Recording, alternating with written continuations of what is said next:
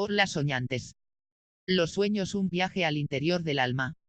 Uno de los campos de acción de la psicología es lograr la salud del ser humano de forma integral, que la salud física sea el reflejo de la salud en el mundo interior. Pero dado que es difícil obtener datos objetivos de la psique, algunos investigadores se han concentrado en los sueños para proceder a una investigación sistemática de este vasto universo interior. Los sueños contienen una información a descifrar. Hay miles y miles de libros y autores que han tratado el tema. Obviamente sería pretencioso por mi parte pretender aportar todas las visiones o la síntesis de todas ellas. Este artículo es solo un acercamiento humilde, basado en concreto y principalmente en el psiquiatra suizo Carl Gustav Jung, que fue uno de los pioneros en la investigación de los sueños. Jung descubrió que los sueños intentan regular y reequilibrar nuestras energías físicas y mentales, y que no solo revelan la causa básica de la desarmonía interior y de la angustia emocional, sino que presentan soluciones creativas para los problemas cotidianos. Una de sus discípulas, Marie von Franz, decía que la solución de nuestros dilemas está dentro de nosotros y que la encontraremos en nuestros sueños.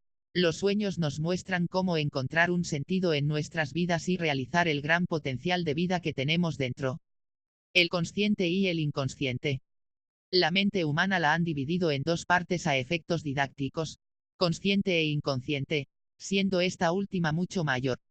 Nuestra mente inconsciente podría ser comparada con un ordenador repleto de información. La mente consciente sería capaz de captar los datos visibles en la pantalla. Esta pantalla, nuestro campo consciente, está siempre cambiando. Lo que es consciente en un momento, puede ser inconsciente al momento siguiente. Una experiencia común de este hecho es la súbita incapacidad de recordar nombres a la hora de hacer presentaciones, nombres que un minuto atrás se sabían muy bien, o confundirse con un número telefónico conocido. La información está en la mente, pero aprisionada en el inconsciente, y aunque queramos, a veces, ese querer no basta para hacer accesible a la conciencia toda la información. También buscamos en el inconsciente cuando nos preguntamos, ¿por qué me siento así? ¿O qué pasa en mi cabeza? Estamos intentando traer información desde el inconsciente a la conciencia. Es como si supiéramos que la solución está en algún lugar dentro del computador pero no aparece en pantalla. ¿Qué es el inconsciente? Es todo aquello que sabemos que es psíquicamente real pero que no es consciente. Se trata de una definición por negación, y no dice nada, solo que no es consciente y lo deja en el misterio. No sabemos qué es. Sabemos que hay algo que se revela en gestos involuntarios, errores al hablar, en sueños. La parte inconsciente de la psique es retratada en los sueños, pero la información que llega a la mente consciente en la forma de recuerdo de un sueño suele tener poco sentido, está en forma de metáforas, son exposiciones altamente subjetivas y personales, en los que el yo siente emociones que van del pánico a la sensación sublime de paz o belleza. El origen del sueño. Al dormirnos, caemos en un vacío. Dejamos de existir. Luego, súbitamente, algún poder interior nos obliga a pasar por una experiencia que no planeamos, a volar, conducir, escalar montañas, mantener conversaciones menos, experiencias tan reales como las de la vigilia. ¿Qué poder es ese? ¿Qué engendra los sueños? Ese es el gran misterio. La base desde la cual se originan los sueños, parece ser, usando una expresión vaga, la propia naturaleza de ser humano. Es un fenómeno natural que proviene de la misma fuente que un árbol o un jabalí. Hoy no vamos a investigar las posibilidades de quién engendra a un jabalí.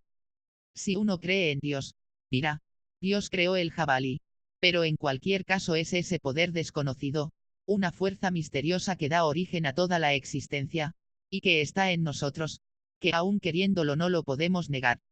La vida, nuestra vida no es la casualidad de dos átomos chocando en el espacio. Aquellos científicos que realmente investigan la naturaleza, el universo o la psique, aquellos que no tienen pereza mental y se contentan con decir, todo lo que hay es por azar.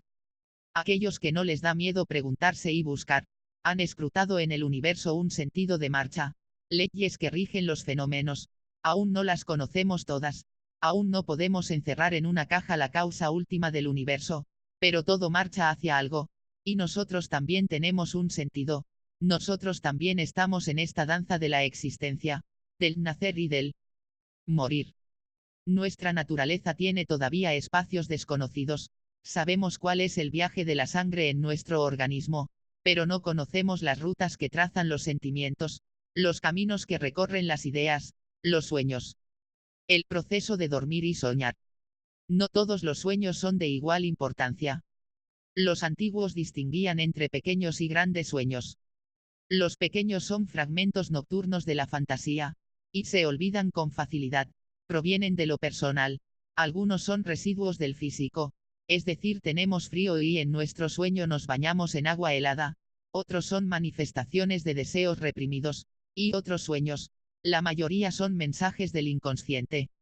El ser humano, según la filosofía oriental, estaría constituida por diferentes partes que sintetizaremos en tres. Por un lado está lo que conocemos muy bien, la parte material y energética, este cuerpo físico. Por otro lado está lo que se ha llamado espíritu, que no conocemos apenas, donde radican los ideales, la sabiduría, la voluntad, y habría una tercera parte, la que nos ocupa hoy, intermedia, el puente de enlace entre lo material y lo trascendente, el mundo psíquico a mental, sede de emociones, pasiones, deseos, ideas concretas. Platón diría que el ser humano está hecho de lo uno y de lo otro, que es un puente entre dos mundos, el material y el espiritual.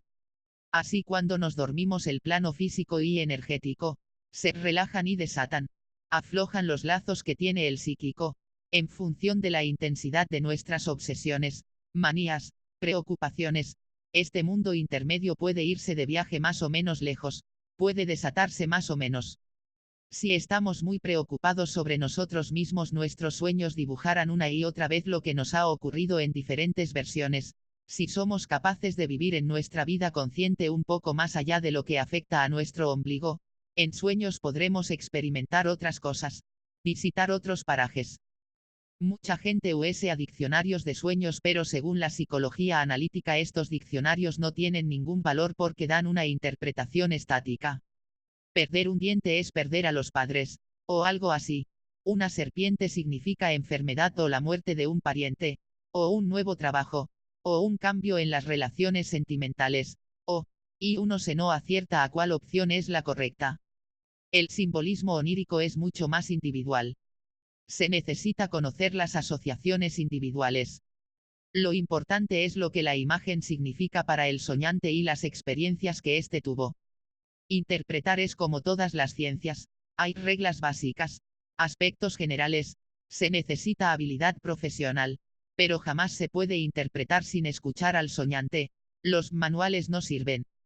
Pero, es cierto que existen temas típicos de sueños, como volar, subir escaleras, trepar montañas, pasear con escasas ropas o desnudos, perder algún diente, la gente, el hotel, la estación de ferrocarril, el avión, el automóvil, los animales angustiantes, serpientes, cucarachas, ratas, que puede significar para cada soñante algo distinto, no radicalmente distinto pero sí personal. Pongo un ejemplo de un sueño. Si la primera oración dice, estoy en la casa de mi infancia, puede ser mi casa, pero generalmente es aquel aspecto de mi personalidad en que aún soy infantil y aparece un ladrón, puede ser un robo físico pero quizás es algo que está invadiendo mi psique. Uno se debe preguntar, ¿por qué algo invade mi sistema psicológico? Se necesita entonces pensar en los días anteriores, y en lo que me sucedió externa e internamente, y ver si se puede establecer una correlación con aquel pensamiento que tuve ayer o con aquella experiencia, e indica que actué bien o que actué incorrectamente, o que yo fui un ladrón, o que me aproveché de alguien, o permití que me robaran, quizás no dinero, quizás mi dignidad, o un sueño, permití que me robaran una ilusión. No es que ladrón sea igual a pérdida de dinero o trabajo. Aparece un ladrón en la casa de mi infancia. Es un mensaje del inconsciente. Sé que hay sueños ininteligibles menos y de vez en cuando alguno directo, que nos hace reír porque sabemos qué significa.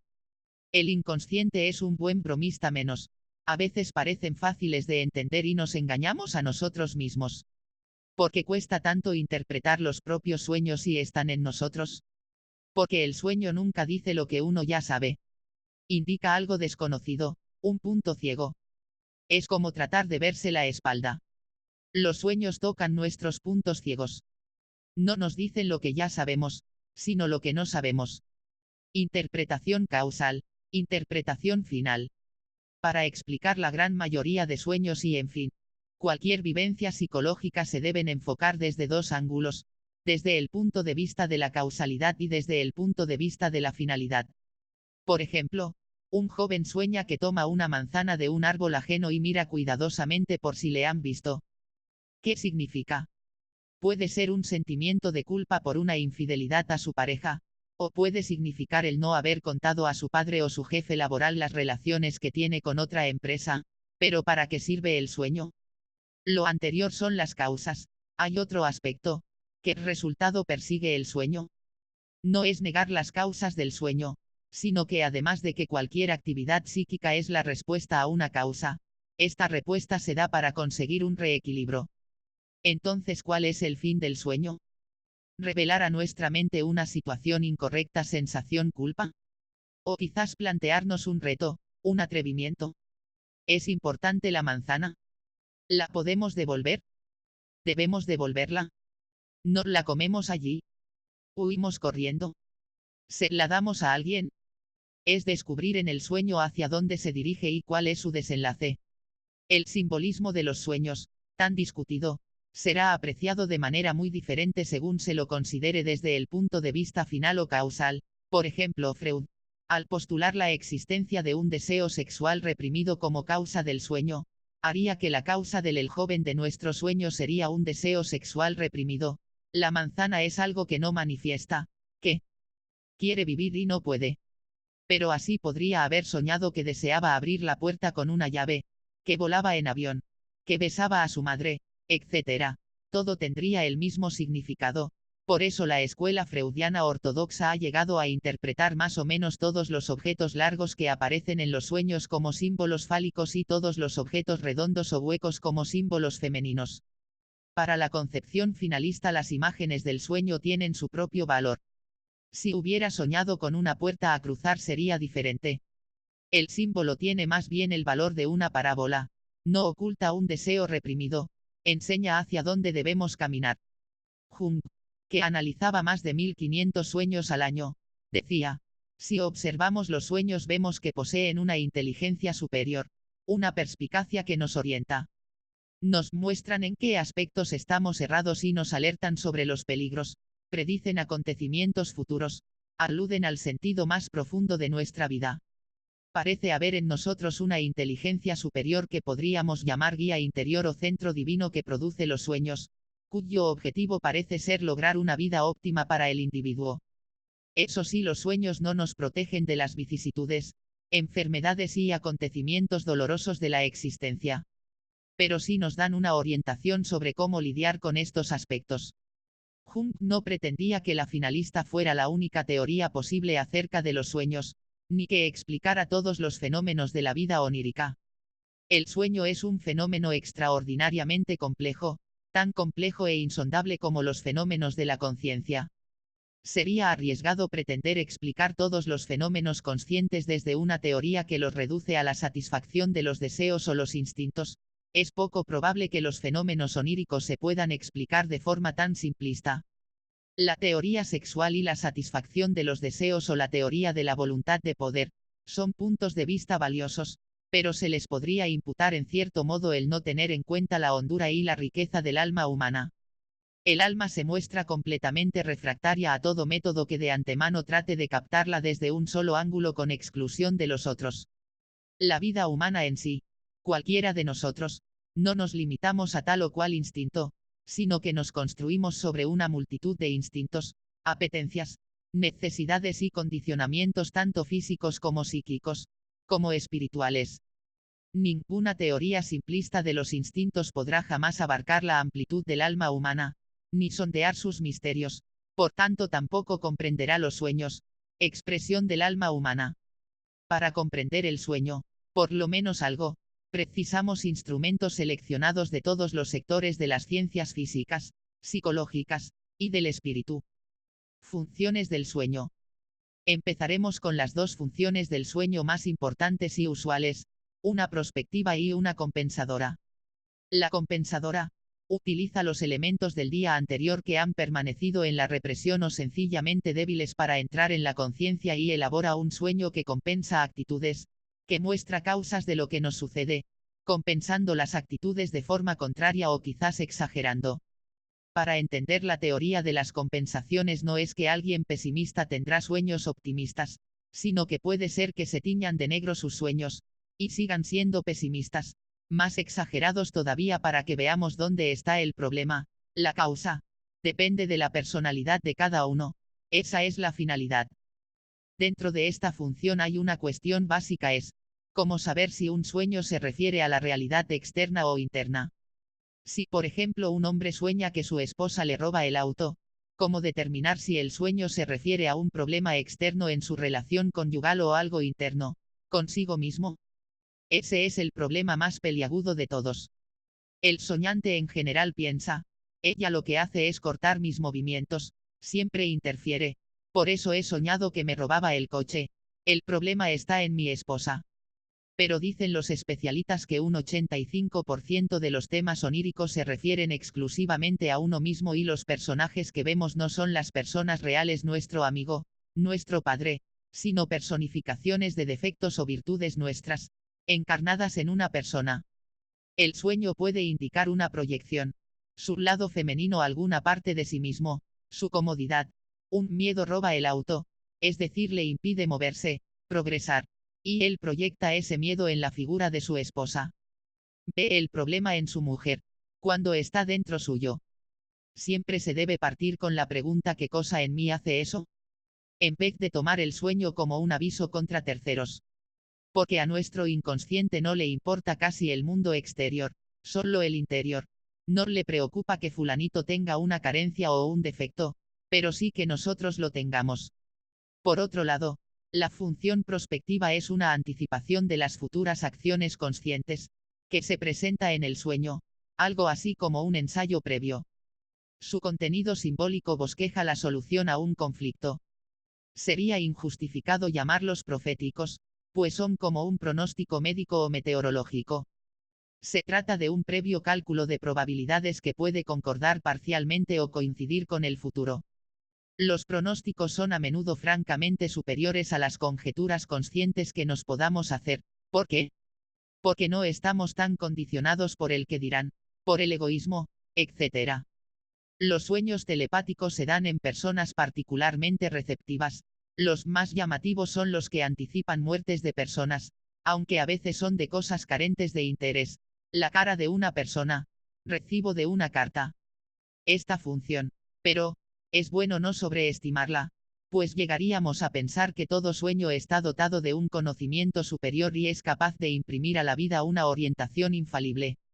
Otra función es catalogada como sueños reactivos, que son una reproducción de una vivencia consciente plenamente emocional. En las guerras se producen estos shocks, y en actitudes muy vergonzosas para el soñante, estos sueños no se interrumpen tras el análisis del sueño, cosa que sí ocurre con los de función compensadora o prospectiva. Es como si el consciente y el inconsciente jugaran al escondite, y cuando el consciente descubre al inconsciente, es decir, puede interpretar correctamente, el sueño no se repite, ya no es necesario, ya ha entendido el mensaje. Ahora bien, si no rectificamos, si no vivimos, el sueño se repetirá de otra forma, pero aparecerá de nuevo mientras persista la actuación errónea en la vida consciente. Hay sueños que ilustran la interdependencia funcional entre el cuerpo y el alma, es decir, enfermedades físicas que tienen su correspondencia en lo psíquico. Los sueños de incubación que se tenía en los templos de Esculapio, dios de la medicina para los griegos, indicaban el medicamento correspondiente. Esos sueños actuaban trayendo recuerdos, ideas, vivencias. Hay que tener en cuenta que no siempre en los sueños de los hombres modernos se aclara la situación del paciente porque no tenemos ni las técnicas ni los sacerdotes preparados para ello. Recordemos que la mayor parte de reacciones de defensa del cuerpo han necesitado conocimientos e investigaciones profundas. Por ejemplo, la importancia de la fiebre, y así como el cuerpo reacciona de manera adecuada a una herida, a una infección. Así las funciones psíquicas reaccionan a las perturbaciones antinaturales y peligrosas con medios de defensa apropiados. inconsciente colectivo y proceso de individuación. Jung juzgaba imposible que nadie sin conocimiento de mitología, religiones comparadas comprenda la esencia del proceso de soñar. Porque hay sueños que no suscitan asociaciones, son los llamados sueños arquetípicos, que tienen un significado mitológico y a los cuales las personas no asocian nada. Si preguntamos qué piensa sobre Júpiter, Júpiter es un planeta. No se sabe qué asociar, nada personal viene a la mente. Los símbolos son el lenguaje de los sueños arquetípicos. En estos sueños, el inconsciente se revela a través de símbolos, y aquí sí habría posibilidad de asociaciones más fijas. Así hay sueños de más largo alcance que los personales, que permanecen en la memoria toda la vida y son tesoros de las vivencias psíquicas. ¿Cuántas personas al hablar de sueños no pueden dejar de decir, una vez tuve un sueño? Y hay en ellos imágenes simbólicas, que encontramos en la historia del espíritu humano, son arquetípicos. Por ejemplo, aquel hombre que soñó una boa custodiando un vellocino de oro, sin conocer mitología griega. Su importancia se revela por su forma plástica, su fuerza y belleza poética. Son sueños que aparecen en periodos decisivos de la vida y su interpretación presenta considerables dificultades por la necesidad de gran conocimiento en mitología y filosofía comparada. Además, su ubicuidad étnica prueban que el alma humana en parte es propia de cada uno y que en parte es colectiva y objetiva. De ahí que se hable en parte de un inconsciente personal y de un inconsciente colectivo que representa una capa más profunda, por decirlo así. Decía Jung, si el inconsciente pudiera ser personificado, tomaría los rasgos de un ser humano colectivo que viviera al margen de ser hombre o mujer, viejo o joven, dueño de la experiencia humana entera, de las imágenes, ideas, vivencias, y de la conciencia de Dios. Así, como encontramos en los antiguos griegos o hindús, no hay que buscar a Dios fuera de nosotros, sino dentro, y eso significa mucho que todo lo que existe está presente en nosotros, es la garantía de la felicidad. Los sueños compensatorios y prospectivos parecen vincularse entre sí y subordinarse a un fin común, como un proceso evolutivo organizado jerárquicamente. Este proceso inconsciente Jung lo ha llamado proceso de individuación, de hacernos a nosotros mismos, evolucionar, mejorar. Hay un sueño que refleja este proceso, un sueño grabado en la piedra hace miles de años, en medio de la noche, caminaba orgulloso entre mi pueblo. El cielo estaba lleno de estrellas. Repentinamente, una de las estrellas del dios celestial Anu cayó sobre mí. Traté de levantarla, pero era demasiado pesada. Todo Uruk se reunió alrededor de la estrella y besaba sus pies. Este sueño tiene cerca de 4600 años, forma parte de la epopeya de Gilgamesh y es uno de los más antiguos registrados. Gilgamesh era rey de una ciudad amurallada de Sumeria llamada Uruk. Era un poderoso soberano del mundo antiguo. Su sueño simboliza el destino de un verdadero gobernante que asume su carga, convertirse en el individuo único que tenía que ser. La estrella significa el alma inmortal. En Egipto aquella parte del ser humano que sobrevive a la muerte es dibujado como una estrella. Es el hombre eterno. El sueño es un mensaje, el pueblo no te adora a ti, sino a la estrella que hay en ti. De ahí en adelante, Gilgamesh se convierte en siervo de su misión heroica y única, la búsqueda de la inmortalidad. A este otro personaje onírico localizado por Jung le dio el nombre de sí mismo. En la mayoría de los sistemas filosóficos se hace alusión a un centro divino del cual proviene el orden y la organización. Este centro aparece como mandala, ciudad interior, círculo, niño salvador, viejo sabio, alguien que guía nuestra vida psíquica. Para Jung, el sí mismo significa aquel centro supraordenado, interior y divino que debemos explorar toda la vida, pues es el que nos guía verdaderamente. Podemos decir que los sueños son cartas que el sí mismo se escribe cada noche, diciéndonos qué hay a corregir, revisando el plan de nuestra vida. Psicológicamente hablando no sabemos de dónde venimos ni a dónde vamos. Somos parte de ese misterio cósmico que es la existencia de la naturaleza y de todas las cosas. No sabemos por qué hay galaxias y estrellas, no sabemos por qué hay un universo, pero estamos empezando a darnos cuenta que en la materia exterior hay una fuerza directriz, no es el caos. Asimismo, parece que esta vida psicológica interior también está organizada bajo un patrón dominante. Tiene un centro. Los místicos lo llaman Dios en nosotros. Los budistas dirían que es la mente a Buda. El hindú diría que este centro es el Atman. Escuchar los sueños, es escucharnos. Recordemos ese impresionante sueño de Jung, donde él encuentra al sí mismo bajo la forma de un yogi. Jung soñó que iba por un camino que lo llevó a una capilla. Entró y le sorprendió que en el altar no hubiera una estatua de la Virgen ni un crucifijo, sino solo un hermoso arreglo floral. Entonces, frente al altar, vio un yogi sentado en posición de loto en profunda meditación. Jung, impactado, se dio cuenta que este era el yogi que lo imaginaba, que en un estado de trance, de imaginación activa, imaginaba o soñaba la vida de Jung. Jung sabía que cuando el yogi despertara él ya no existiría. Soñar con los ojos abiertos. Los sueños entregan información muy interesante a quien se empeña en comprender su simbolismo. El resultado, es cierto, no tiene mucho que ver con preocupaciones mundanas como comprar y vender. Pero los negocios no explican el sentido de la vida. Ni una cuenta bancaria satisface los deseos profundos del corazón. Las antiguas civilizaciones, Sumer, Egipto, Grecia, enseñaban que el ser humano era un todo trascendente a lo material, y encontramos en ellas un principio común. La similitud entre el sueño y la muerte, hipnos y tanatos. El sueño es morir un poco, tocar el otro lado, y morir quizás es soñar largamente. Es un concepto insólito para el hombre del siglo XX que tanto miedo tiene a la muerte y tan poco a estar dormido. Todos estamos algo dormidos, a todos la muerte nos tiene pendiente una visita y, todo el mundo tiene sueños, y no solo de los físicos, sino de los que se sueñan con los ojos abiertos, que son su otra proyección en la conciencia, que son nuestros ideales. Los verdaderos sueños son los ideales, de un mundo mejor, de paz, de belleza, de comprender la vida o comprender a los demás o comprendernos a nosotros mismos, de conocer la verdad. Es verdad que el pesimismo reinante no siempre los hace posibles, y esa es la desgracia. Al suprimir los grandes sueños, quedan los pequeños, los mezquinos, egoístas o violentos. En las épocas que hay hombres que sueñan a lo grande se plasman grandes ideales. Todo el mundo puede tener sueños de los que se miran con los ojos abiertos. Hay quien cree que porque una persona sea pobre, o ignorante, no tiene posibilidad de soñar.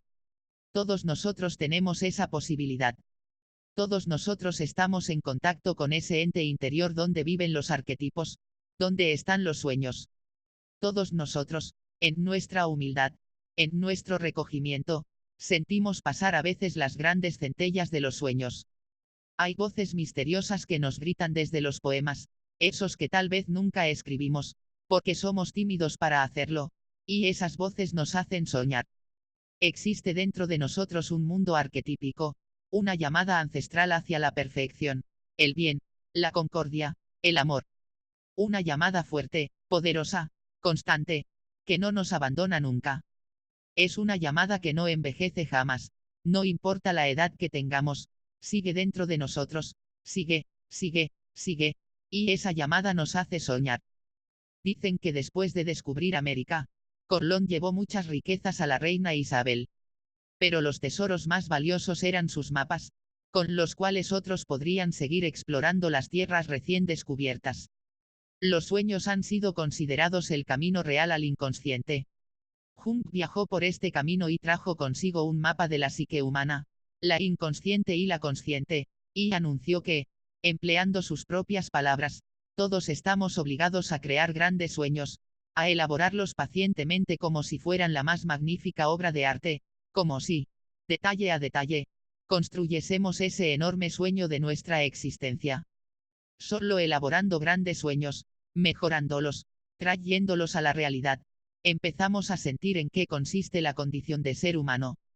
La imaginación es un gran poder del alma, es la gran esclarecedora de la conciencia, la única que puede dirigir a la voluntad.